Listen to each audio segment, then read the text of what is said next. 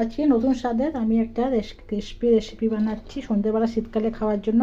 তো রেসিপিটি দেখার জন্য শেষ অবধি অনুরোধ রইল। 3টে আলু আর সুজি দিয়ে একটা দুর্দান্ত স্বাদের আমি আজকে বানাচ্ছি স্ন্যাক্স আইটেম। তার জন্য আলুগুলোকে আমি খোসা ছাড়িয়ে নিয়ে এভাবে গ্রেটারের সাহায্যে আমি এখানে গ্রেট করে নেব। আলুগুলোকে সব আমি এখন গ্রেটারের সাহায্যে গ্রেট করে নিয়েছি। আর এভাবে দেখো সরু সরু করে একটু সুন্দর লাগছে।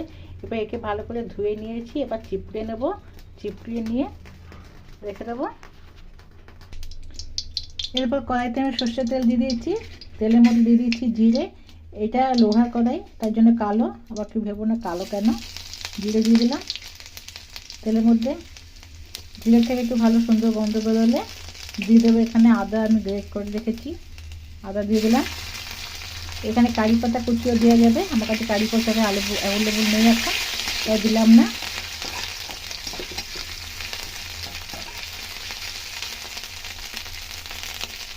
আদার থেকে সুন্দর একটা গন্ধ বেরোলে দিয়ে দেবো আমি এখন ফোড়নটা হয়ে যাওয়ার পরে এই যে কুজিয়ে রাখা আলুটা দিয়ে দিলাম। আলুটা একটু নেড়ে দিলাম, নাড়াচাড়া করে নিয়ে এর মধ্যে আমি দিয়ে দেবো এবার পরিমাণ মতন লবণ। আমি সুজিও দেওয়ার পরে ওই জন্য একটু লবণ দিয়ে দিলাম। ওই অনুযায়ী দিয়ে দেবো চিলি ফ্লেক্স, সামান্য দিয়ে দিলাম চিনি। ভালো করে নেড়ে ছেড়ে একটু রেঁধে নেব।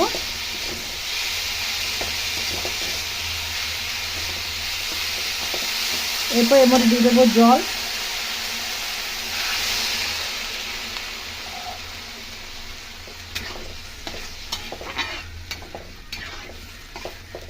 এরপর চাপা দিয়ে এটা আমি আলুটাকে সেদ্ধ করে নেব।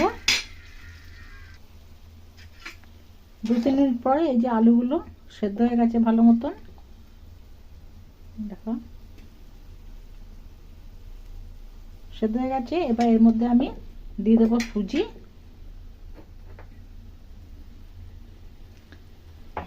আগে ধনেপাতা দিয়ে দিচ্ছি এর মধ্যে।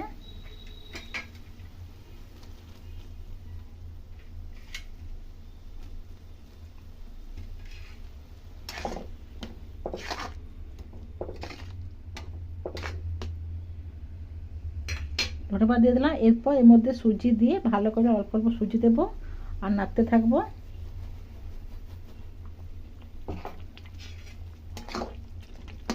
এভাবে একটা ডো বানিয়ে নেব।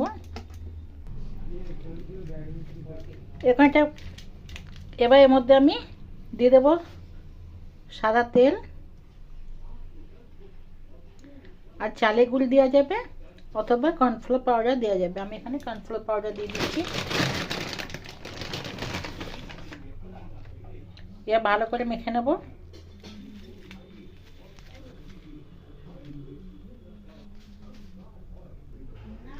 ভালো করে মেখে নিয়ে এরপর এটা আমি লম্বা লম্বা করে করে নেবো। এরকম করে এভাবে লম্বা করে একটা শেপ, রাউন্ড শেপ দিয়ে নিয়েছি দেখুন।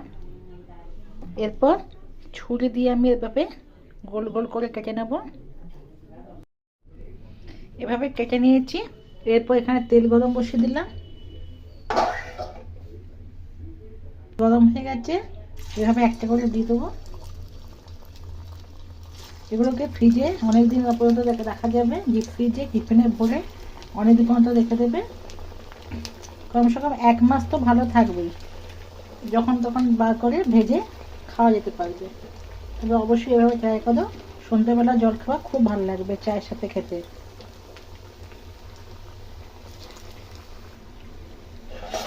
উল্টিয়ে পাল্টিয়ে ভালো করে লাল লাল করে ভেজে নিলাম। দেখো ভাজার পরে কালারটা কি সুন্দর দেখতে লাগছে।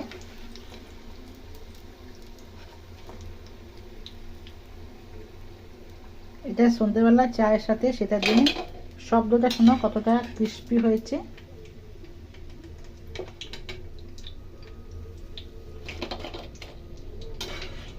তৈরি হয়ে গেল এখানে চায়ের সাথে খাওয়া সন্ধ্যেবেলা শীতকালের স্ন্যাক্স আইটেম। মাত্র 2টো জিনিস দিয়ে করেছি। তো চলো রেসিপিটাই আছে এইটুকু। কেমন হয়েছে রেসিপিটা অবশ্যই কমেন্ট করে জানাবে। ভালো লাগলে একটা লাইক করে দেবে। আমার নিত্য নতুন রেসিপি আপলোড পাওয়ার চ্যানেলকে সাবস্ক্রাইব করে দেবে। ভালো থাকবে, সুস্থ থাকবে। কাকে আবার দেখা হবে অন্য রেসিপির সঙ্গে। ধন্যবাদ। দেখো কেমন ক্রিস্পি রেখে দিই, দেখো। শব্দ দেখছো না কতটাই মচমচে হয়েছে। ভালো লাগলে একটা লাইক কমেন্ট করে শেয়ার করে দিও। তো আজ অব্দি এইটুকু, টাটা।